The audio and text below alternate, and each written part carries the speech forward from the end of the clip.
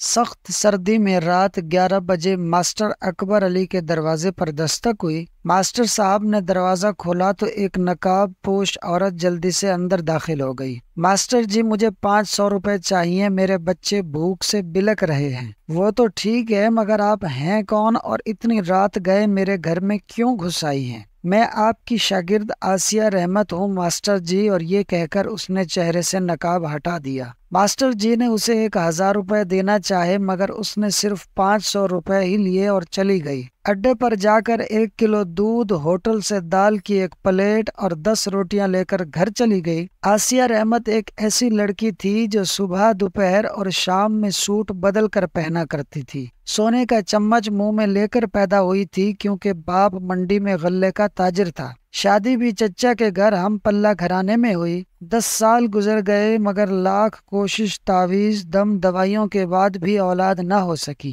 ایک رات آسیہ نے تہجد پڑھی اور دعا کی کہ یا اللہ، میری قسمت میں لکھا رزق کم کر کے مجھے غربت دے دے اور اس کے بدلے مجھے اولاد چاہیے۔ میں ہر صورت میں ماں بننا چاہتی ہوں، مجھے رزق اور مال و دولت کی ہرس نہیں ہے۔ میرے پیارو، پھر کیا تھا؟ اگلی صبح خاوند کو دل کا دورہ پڑا اور دکان پر ہی وفات ہو گئی۔ سارا کاروبار 3 بھائیوں نے سمیٹ کر بیوہ کو یہ کہہ دیا کہ وہ مقروض تھا۔ آسیہ کی شادی اس کے ایک نکمے اور جواری دیور سے کر دی گئی۔ شادی کے بعد وہ نشہ بھی کرنے لگا۔ اللہ نے 7 سال میں 3 بیٹے اور 1 بیٹی بھی دے دی۔ خاوند اب نشے کی اس حالت میں ہے کہ بازوؤں پر بلیڈ سے کٹ لگا کر ان کے اوپر کوئی پاؤڈر ڈالتا ہے اور ٹیکے لگاتا ہے۔ گھر بیچ کر جوئے میں ہار چکا ہے۔ کرائے کا مکان ہے جس کا کرایہ آسیہ لوگوں کے گھروں میں کام کر کے ادا کرتی ہے۔ عزیز دوستو، ہمارے حق میں کیا بہتر ہے وہ پاک ذات ہم سے زیادہ بہتر جانتی ہے۔ جب ہم تقدیر کو بدل دینے کی دعا کرتے ہیں اور وہ دعا اگر قبول ہو جائے تو حالات آسیہ جیسے بھی ہو سکتے ہیں۔